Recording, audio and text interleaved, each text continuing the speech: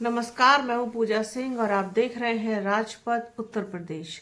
दोस्तों, जैसा कि आप लोगों को पता है कि इस वक्त देश की संसद में शीतकालीन सत्र चल रहा है और ये सत्र इस बार बेहद खास है क्योंकि इसमें एक महत्वपूर्ण बिल को पेश किया गया है। उसको लाने की सिफारिश की गई है, उसको लाने के लिए जोर दिया जा रहा है, उसको लाने के लिए पुरजोर कोशिश की जा रही है और वो है one nation one election bill, यानी कि एक देश एक चुनाव। इसको लेकर के मोदी सरकार, एनडीए सरकार पूरी कोशिश कर रही है कि सर्वसम्मति से ये बिल पास हो जाए। हालांकि इसका पास होना इतना आसान नहीं है क्योंकि एनडीए के पास 2/3 बहुमत नहीं है। जब तक बहुमत ना हो 2/3 तब तक इसको पास करा पाना, पारित करा पाना मुश्किल है क्योंकि ये एक साथ दो बिल लेकर के आए हैं। जो एनडीए है वो उसमें एक संविधान संशोधन का बिल है, तो उसको लेकर के बड़ी असमंजस की स्थिति है और बड़ी ही विकट स्थिति भी पैदा हो गई है क्योंकि एनडीए के पास 2/3 बहुमत नहीं है। और इसके अलावा एक और दिलचस्प खबर, जिस तरीके से आपने थंबनेल में पढ़ लिया होगा कि भारतीय जनता पार्टी के खुद के ही सांसद गैर हाजिर रहे आज के दिन, जब ये बिल के लिए वोटिंग होनी थी। तो उस पर एक्शन भी लिया है भारतीय जनता पार्टी ने। क्या है पूरा मामला, आइए आपको बताते हैं। भारतीय जनता पार्टी उन सांसदों को नोटिस भेजेगी जो आज सरकार के महत्वाकांक्षी वन नेशन वन इलेक्शन वाले बिल को पेश किए जाने के दौरान लोकसभा में मौजूद नहीं थे। भले ही इन सांसदों की अनुपस्थिति बिल के पारित होने में रुकावट नहीं बनी, लेकिन इसने विपक्षी कांग्रेस को यह दावा करने का मौका दे दिया कि सरकार के पास इस मुद्दे पर पर्याप्त समर्थन नहीं है। भाजपा सांसदों की अनुपस्थिति के पीछे के कारणों का अभी तक पता नहीं चला है। रिपोर्ट्स के मुताबिक भाजपा ने अपने जिन सांसदों को नोटिस भेजा है उनमें केंद्रीय मंत्री भी शामिल हैं। इनमें प्रमुख नाम जगदम्बिका पाल, शांतनु ठाकुर, बीएस राघवेंद्र, गिरिराज सिंह, ज्योतिरादित्य सिंधिया, विजय बघेल, भागीरथ चौधरी, उदयराज भोसले, जयंत कुमार रॉय और जगन्नाथ सरकार का भी है। एनडीटीवी के जो सूत्र हैं उनके हवाले से आज मतदान के दौरान भाजपा के 20 से अधिक सांसद अनुपस्थित थे।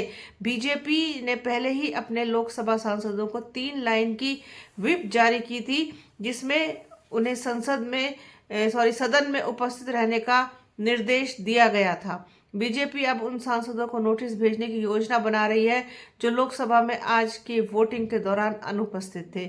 इस बीच कांग्रेस ने इस मुद्दे पर सरकार को घेरते हुए कहा कि यदि बिल के पक्ष में पर्याप्त समर्थन होता तो ऐसा नहीं होता।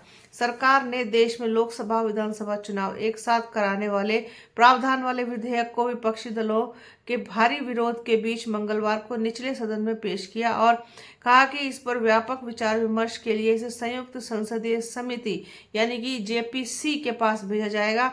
सदन में मत विभाजन के बाद संविधान 129वां संशोधन विधेयक 2024 को पेश कर दिया गया। विधेयक को पेश किए जाने के पक्ष में 269 वोट जबकि विरोध में 198 वोट पड़े।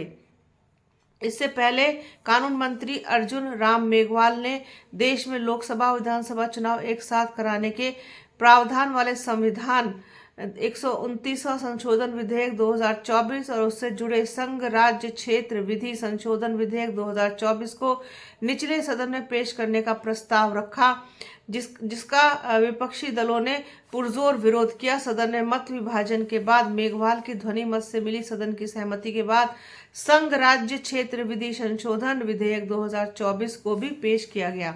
दोनों विधेयकों के पेश किए जाने के बाद लोकसभा अध्यक्ष ओम बिरला ने दोपहर करीब 1:55 पर सदन की कार्रवाई अपराह्न 3 बजे तक के लिए स्थगित कर दी। यह पहली बार था कि नए सदन में किसी विधेयक पर इलेक्ट्रॉनिक मत विभाजन हुआ।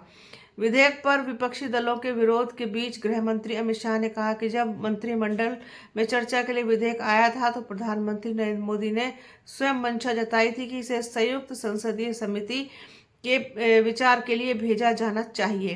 तो यह है पूरा मामला कि किस तरीके से ये जो बिल है वो इस वक्त हंगामे की वजह बना हुआ है। एनडीए के पास बहुमत नहीं है और विपक्ष को अच्छा खासा मौका मिल गया है उनको घेरने का, और ऊपर से इनके सांसद भी नदारद रहे गैर हाजिर रहे, तो ऊपर से वही बात हो गई कि एक तो करेला ऊपर से नीम चढ़ा।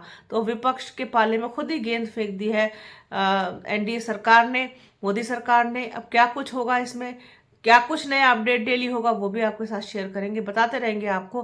तो बने रहिए आप हमारे चैनल के साथ। हमारे चैनल को लाइक कीजिए, शेयर कीजिए, सब्सक्राइब कीजिए, बेल आइकन घंटी जैसी आकृति जरूर दबाइएगा, जिससे कि आने वाले वीडियो का नोटिफिकेशन आपको मिल सके। अपना और अपनों का बहुत ख्याल रखिए। जल्द मिलूंगी आपसे एक नई वीडियो में, एक नए मुद्दे के साथ, एक नई चर्चा में। तब तक के लिए जय हिंद।